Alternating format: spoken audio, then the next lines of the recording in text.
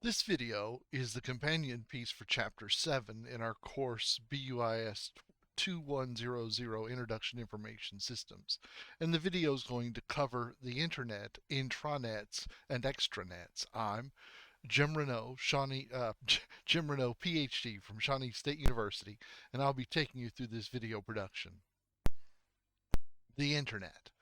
The internet is, and we've all been using it for years, but the internet is a worldwide network of networks.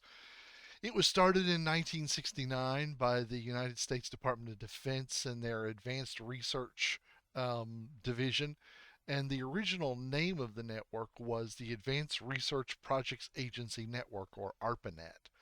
Um, in 1987, with additional funding from the National Science Foundation, it became the NSF Net, the National Science Foundation Net. Um, and what it is, it's a really fast fiber backbone connecting governments, academic institutions, large commercial institutions, and telecommunications companies. That kind of creates the bones of an internet that allow for high speed data to be transferred from really any 2 points on in the world. As we start going into what the internet is being used for, I really want to stress that the internet is a capitalized formal proper noun, the internet with a capital I. And we are all familiar with many of the applications that use the internet. Remember, the internet is the network technology using the TCP transport uh, that actually does the data transfer. The internet actually has dozens and hundreds of different applications running on top of the internet. The most popular and the most common is the World Wide Web, or the www HTTP HTTPS protocol, which delivers websites, and we'll talk a lot more about that. There's a protocol known as FTP or SFTP, which does file transfers, um, especially documents or uploading things to a server. There's the SSH protocol, which does remote logins securely. Secure Shell is what SSH stands for. The DNS protocol handles domain name services, and we'll talk about that. We all use the DHCP protocol on a regular basis, the dynamic host configuration protocol, DHCP, and that's the one that when you plug your computer into a network, your computer automatically gets a new IP address or gets a new address and knows what the router number is and the gateways and all of that because of DHCP. Mail, sending and receiving mail are done using the SMTP, IMAP, and POP services. SMTP is the service that actually sends mail, and the IMAP and POP services, or POP3 service, are the services that our desktop clients and phones and others use to access the mail that's stored onto servers. The SNMP service is the Microsoft file share service that lets us create share folders, usually on Microsoft systems. And the SNTP is the simple time protocol that uh, is the basis, simple network time protocol. That's what the N stands for. It's the basis for the clock on your computer always being set correctly, and it's the basis for allowing every computer in the whole world to be set to just a few seconds of each other. This allows for us to use time as part of cryptographic keys and part of our signatures, to allow us to make sure that we're not replaying data and all kinds of things. So there are so many different applications on the internet, all using the TCP transport layer. The web is just one of them. It's by far the biggest, but it's just one of them. Since it's the big one, let's just talk briefly about the World Wide Web. The World Wide Web, www or web, or HTTP or HTTPS, which stands for Hypertext Transfer Protocol, was created in the late 90s, 1989 or so, by a guy named Tim Berners-Lee, who was a researcher, a scientist at the CERN, which is the particle accelerator in Europe, where a lot of research is done. And he wrote it as a way to, they were having real problems keeping track of all their documents. Um, they were they had documents in lots of different formats and documents in lots of different ways, and he wanted to create a way that you could create a document and then click on part of the document to take you to another document, click on that to take you to its source document, so that you could kind of create a hierarchical tree of source documents. He called this hypertext. Um, Hypertext uses a series of tags to define sections of a document and to define different parts of a document and define those links or anchors as they're called. Hypermedia then was an early extension to allow pictures and images and videos and other things to be included in those hypertext documents. Remember that all of the material you see on the web resides on a server on the internet, and your web browser goes and requests it as a client. So some of the clients you may use to access the web would be, web browsers like Firefox and Chrome and Safari and many of the others. Um, they convert HTML, which is kind of a semi-structured text programming kind of language, into a format, into a graphical format that makes it easy for us to understand. The web is also, and the servers on the web, the HTTP servers, are also used by search engines like DuckDuckGo and Google and Bing and others that crawl the web and index keywords and phrases in a huge distributed database. Stop and think about the millions, billions of websites there are, and how Google and DuckDuckGo and Bing and the other search engines will create these indexes. And it does it by crawling the web. And what I mean by crawling the web is it finds a page and then the links on that page. So it processes that page and goes, oh, well, this page connects to these 10 pages. So let's go do these 10 pages. And then it comes up with a list of the pages they link to, and it processes those. And literally, it kind of walks all the way up and down through the internet, trying to make sure it has a good and accurate index. It's a huge process, and there are hundreds of PhDs that have gotten their doctoral thesis done and doctoral research on that, and it's a huge area of continual research.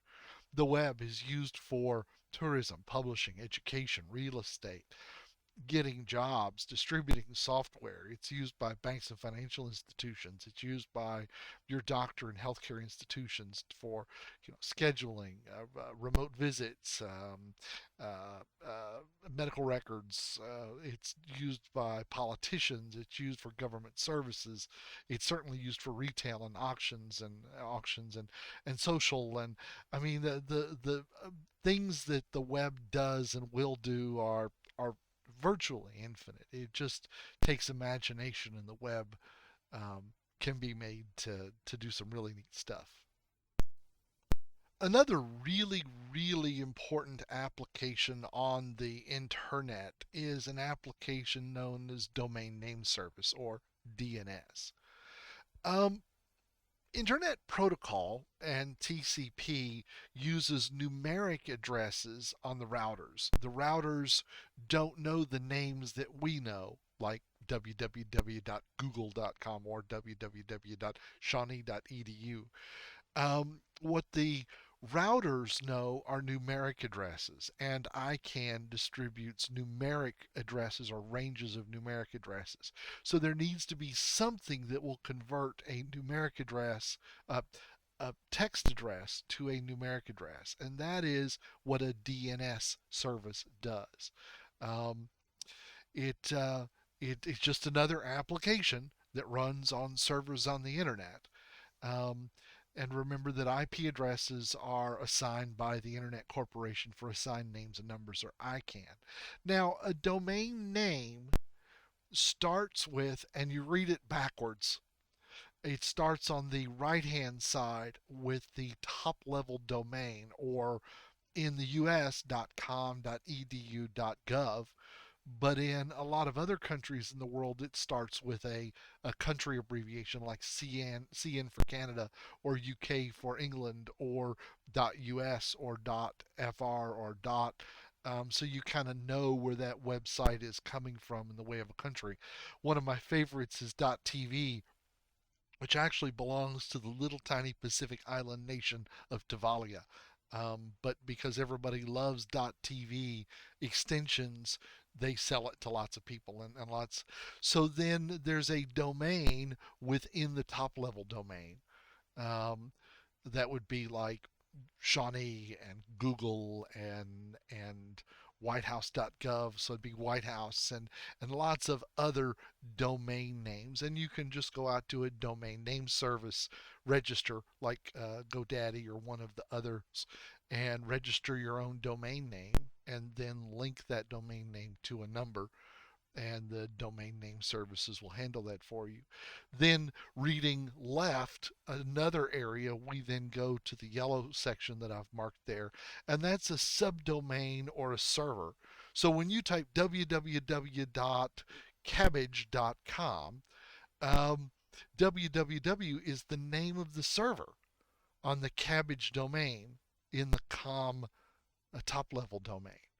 Now, you can have a subdomain and servers on subdomains within domains. So you may see a domain name that gets pretty long, but it's all handled by this domain name service that converts that alphanumeric name into a numeric address that then is used by the routers to actually do all the real routing. A third application, which is really kind of convergent, it's kind of like big, it's kind of it's not the future, it's the present, is a protocol known as VoIP, or Voice over Internet Protocol. And what it allows us to do is to create hardware devices and software devices that run on our PC or run on um, gateways or phones themselves, so that the phone connects to the internet instead of connecting to the old copper public switch telephone network, or PSTN. Um, and so what VoIP does is it routes messages from the internet out to a PSTN network, which is the old copper network of telephones, um, and then routes it back to us. Usually requires high-speed connections. It can sound a little funky sometimes if the connections aren't perfect. If it doesn't have a good high-speed connection. But the thing that's fabulous about VoIP is, if a business needs to add new lines or add extensions, they usually can just go into a web management interface, like at AT&T's Office at Hand, or one of the other many services that exist. And just when I mention a service doesn't mean it's I endorse it. It just means maybe I've used it in the past. Um, but it allows you to easily add or delete lines and subscribe to additional lines without having to wait for service technicians to come and install new wires or climb telephone poles or any of that kind of stuff.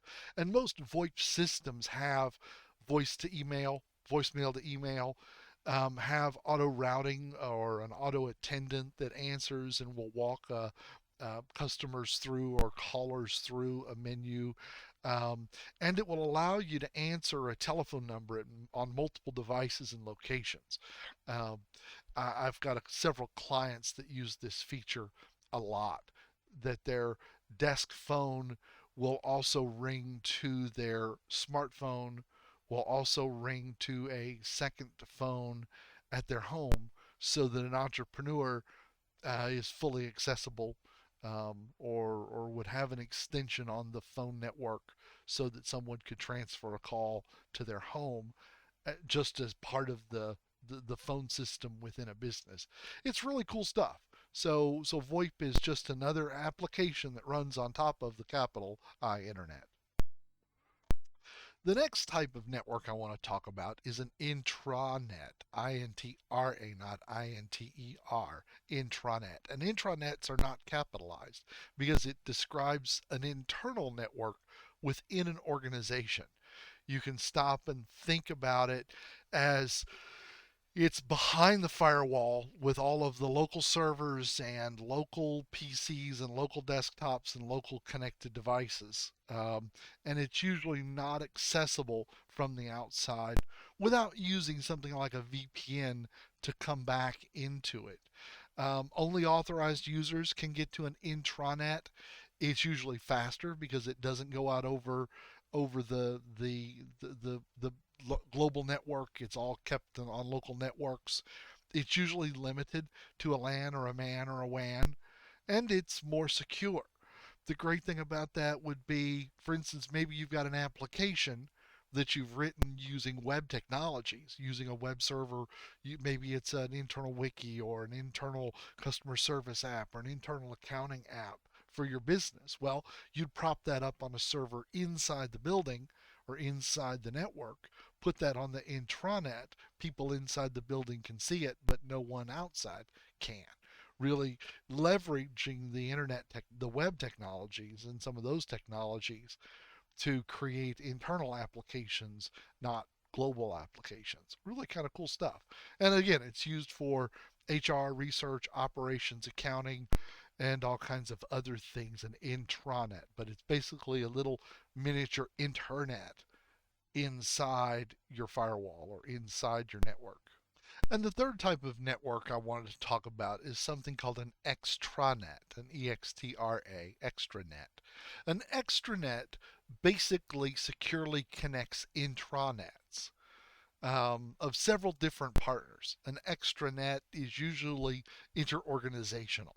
So um, they're set up for very specific purposes, like EFT, electronics funds transfers. Maybe you've got a server inside of your intranet, and your bank has their servers inside their intranet, and you all trust each other. And it requires a lot of trust and special security to be able to set one of these up, but it allows your system to initiate transactions that then get processed by their systems. So an extranet securely connects intranets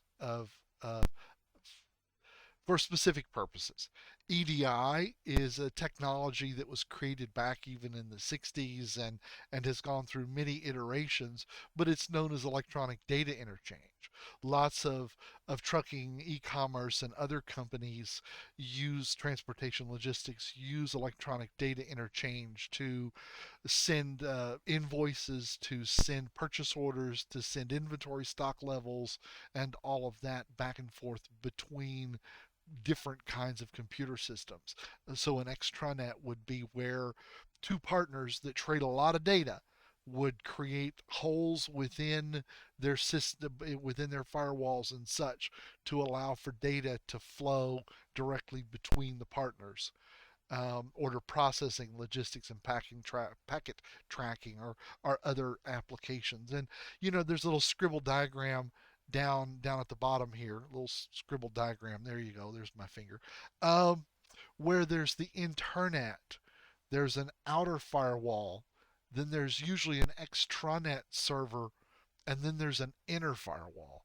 So the extranet server kind of sits in this um, zone of such, known as by some people as the demilitarized zone or DMZ, but it sits kind of between your internet, your intranet, and the internet, behind a certain firewall to allow your extranet transactions through, but not allow any data to go all the way through into your intranet. So that's what an extranet is. The real future of the internet is the Internet of Things, Internet of Everything, and Internet of Me. Um, the Internet of Things uses radio frequency IDs and smart devices, that the things of our life, like our refrigerator, our cars, our TVs, our just about everything in our lives will eventually connect up to the internet for some reason, for software updates, for information reordering, and all kinds of things. So this internet of things becomes the internet of everything, where everything will be connected: our smart cars, our phones, our computers, our banks, our jobs, our hobbies, our family, our social, schools, inventories, the power grid, our appliances. And stop and think about what this can do for us in the way of beneficial things. If your appliance can negotiate, like maybe your refrigerator or your freezer or your hot water heater at home, can negotiate through the internet with the power company and say, well, you know, I need some electricity. I need to heat up this hot water. I don't need to do it right now. I can wait a couple of hours. You want to schedule me some electric time when you've got some extra electricity? Well, that makes a whole lot of sense, doesn't it? That if a building could start managing its HV heating and cooling based upon when the power grid has extra electricity and can sell the electric cheap, then that makes it greener. That makes the no electrical waste. That also reduces cost. I mean, it's great. It solves waste and inefficiencies. Imagine once we have smart cars that will have smart roads and smart signaling so that automobiles won't stop. The cars will know. The road will automatically slow you down before you come to an intersection so that you get to cruise right through the intersection without stopping. Wouldn't that be kind of cool if your car knew miles before you came to a traffic light that the traffic light was going to change and just automatically slowed down? Everybody slowed down and we all got through it without stopping. That'd be kind of nice, wouldn't it? A whole lot less electricity or gasoline used. Our personal experience is always changing and becoming more as it becomes the Internet of Things, an Internet of Me. How often have you been on a website and there was an ad for something you just thought about or just Googled a couple of days ago? Like, how the hell did that ad get there? Well, that's what this is all about. And think about what kind of health increases, health benefits this it will eventually give humankind, maybe. Um, of being able to upload and update our medical histories, being able to monitor certain medical things. Lots of people are wearing fancy smartwatches that can record their pulse rates and their body temperature and their respiration, and even upload that to servers to manage so that our doctors could possibly even flag a coronary or some other kind of issue before it became deadly. That'd be really cool. But there becomes the problem of privacy. Who owns the data? Where is the data? Where does it reside? Um, what are people going to do with it? What are governments, what are businesses going to do with it? And so I drew a picture of myself. Well, that way. No, that way. Yeah. I drew a picture of myself. Well, I didn't draw a picture. I downloaded a picture of a smiley face wearing a tinfoil hat. I wear this tinfoil hat to stop the government satellites from controlling and reading my mind. I'm not crazy, just paranoia. Paranoia is a heightened state of awareness. And maybe I'm a little paranoid because you don't see me with the fancy smart watches or a lot of the smart devices. But here I am recording a YouTube video on my computer with cameras and my smartphone and all of the other devices that are surrounding me. I'm certainly becoming part of this Internet of Things. This concludes the video for Chapter 7, the Internet, Intranet, and Extranets. I'm, again, Dr. Renault from Shawnee State University. You can contact me at jrenault@shawnee.edu. Remember, this presentation is copyright 2021-22 by me. All rights are reserved under copyright. If you have any questions or comments about this presentation, please contact me at the address above. Remember, go to your faculty office hours, read the book, study. Um, yeah, and generally, don't be evil. Thanks.